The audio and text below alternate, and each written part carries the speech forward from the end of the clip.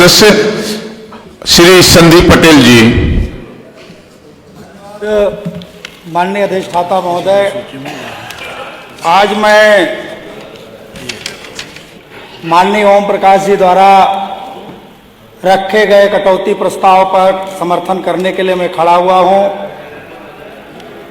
माननीय अधिष्ठाता महोदय, यह विधानसभा जब से चली, इस विधानसभा में लोग जिस तरह से राम के आदर्शों के बहाने आरएसएस के एजेंडे को लागू कराना चाहते हैं, जो विधानसभा गांव, गरीब, किसान, नौजवान के सम्मान के लिए बनाई गई, जहां पर नौजवानों के सम्मान की चर्चा होनी चाहिए, बड़ी चालाकी से कुछ चंद्र सरकार के लोग आरएसएस के एजेंडे को जिस तरह से लागू कराना चाहते हैं, बहुत ही दुखद है। मैं माननीय अधिष्ठाता महोदय, सत्ता पक्ष में बैठे कुछ हमारे सबरी परिवार के लोग भी हैं, जिन्हें याद दिलाना चाहता हूं, किसी देश के अंदर बाबा साहब डॉक्टर अंबेडकर जैसे लोगों को शिक्षा नहीं ग्रहण करने दिया गया और गंदा पानी पीने के लिए मजबूर किया गया।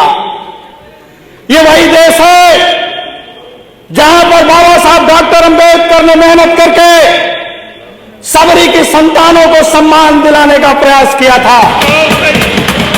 मैं आज बड़ी जिम्मेदारी से कहना चाहता हूं कि जिस राम राज्य की बात कही जाती है, कबीरदास का एक दोहा है, गुरु गोविंद दो खड़े काके पलागू पाए, अब बलिहारी गुरु अपने गोविंद दियो बताए। लेकिन इस सरकार ने ओपीएस ओल्ड पेंशन को आज तक स्वीकार नहीं किया, जिस गुरुओं को के माध्यम से हमें ज्ञान हासिल होता है। वो सड़कों पर लाठियां खा रहे हैं, संघर्ष कर रहे हैं, लेकिन आज तक सरकार को उसका ध्यान नहीं आया। हम जब शिक्षा मित्रों का सवाल उठाते हैं तो सरकार कहती है कि इसमें माननीय न्यायालय का आदेश है। मैं सवाल करना चाहता हूं अधिष्ठाता महोदय आपके माध्यम से सरकार का, कि न्यायालय ने कभी मानदेय बढ़ाने से इनको नहीं रोका है। अगर ये चाहें तो इस बजट में इंतजाम कर सकते हैं शिक्षा मित्रों को मानदेय बढ़ाने का, लेकिन उस पर इन्होंने कोई विचार नहीं किया। ये जाति जनगणना पर विजन क्यों नहीं देना चाहते? चूंकि इनको पता है कि जिस दिन जाति जनगणना हो जाएगी, उस दिन जातियों को लड़ाकर इनको वोट लेने का मौका नहीं मिलेगा, इसलिए जाति जनगणना नहीं कराना चाहते हैं।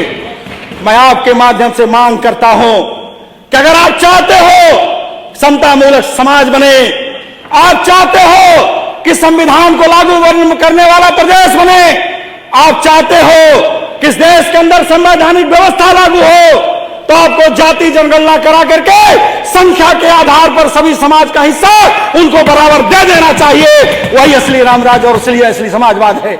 मैं माननीय अधिष्ठाता महोदय, बहुत लंबी लंबी बात ये लोग करते हैं और ऐसी बातें करते हैं, जबकि मैं बड़ी जिम्मेदारी से कहना चाहता हूं कि आरएसएस का एजेंडा है कि देश गरीब हो, गांव गरीब हो, गांव अशिक्षित हो। चूंकि इनको पता है कि गरीब और अशिक्षित व्यक्ति को गुलाम बनाना सरल है, और जिस दिशा में ये आपका बजट ये बताता है, ये बजट बताता है कि आज ये देश को, प्रदेश को गरीबी की तरफ ले जाना चाहते हैं, ये अशिक्षा की तरफ ले जाना चाहते हैं, जिसका सीधा साधा उदाहरण है।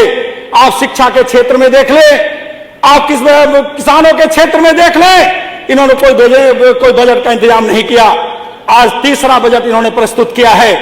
दो बजटों को हमने देखा है, दोनों बजटों में ये ऊर्जा के क्षेत्र में कहते हैं, आज तक गांव के अंदर किसी भी विधानसभा का कोई साथी नहीं बता सकता कि उनके यहां ट्रांसफार्मर की कोई क्षमता वृद्धि हुई हो। आज तक गांव के अंदर एक भी सड़क का निर्माण नहीं हुआ। आज तक ये बात सबके विकास हो सकता है कि आपको अलग से बजट मिलता हो, लेकिन हम सभी जितने विपक्ष के साथी हैं, अगर आप कहते हो सबका साथ सबका विकास, तो हमारे भी क्षेत्र का विकास होना चाहिए। अगर आप इस बात की चर्चा करते हो, मैं माननीय अधिष्ठाता महोदय, मैं चूंकि समय कम है इसलिए मैं अपने क्षेत्र की तरफ आपको ले चलना चाहता हूं। ये 2025 के कुंभ की बात करते हैं।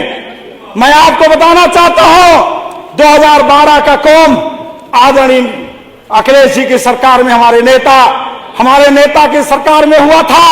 अब बड़ी जिम्मेदारी के साथ कहना चाहता हूं कि जो काम उन्होंने इलाहाबाद जनपद के अंदर कराया, इस सरकार ने केवल कुंभ के नाम पर बजट का बंदरबांट किया, आज तक कोई काम कराने का काम प्रयागराज में नहीं किया। मैं अधिष्ठाता महोदय, मैं कहना चाहता हूं, जब हम विधानसभा के अंदर खड़े होते थे घटना याद आती है। जब 27% रिजर्वेशन की बात होती है, जब मंडल की बात होती है, तब इनकी तरफ से कमंडल की बात शुरू कर दी जाती है, क्योंकि इनको मंडल को दबाने का प्रयास किया जाता है। याद करते हुए नेताजी को श्रद्धांजलि देना चाहता हूं कि नेताजी ने उत्तर प्रदेश के अंदर सिर्फ 27% आरक्षण नौकरियों में नहीं दिया, बल्कि शिक्षा संस्थानों में लागू करके गांव के अंदर नौजवानों के अंदर शिक्षा में ताकत लाने का काम किया था। और माननीय अधिष्ठाता महोदय, मैं अपने क्षेत्र के विकास की तरफ आपको ले जाना चाहूंगा। क्षेत्र का विकास नोट करा दीजिए माननीय संदीप जी। मैं अपने क्षेत्र में माननीय अधिष्ठाता महोदय, हमारे यहां पिछली सरकार में उत्तर प्रदेश के पीडब्ल्यूडी मंत्री और उप मुख्यमंत्री उत्तर प्रदेश सरकार के, उन्होंने परानीपुर से जब चुनाव आता है तब तक गंगा पर एक पुल बनाने की घोषणा करते हैं, शिलान्यास करते हैं, और चुनाव बीत जाता है तो हमारे क्षेत्र के लोग उस पुल को ढूंढते हैं, वो पुल आज तक दिखाई नहीं पड़ा।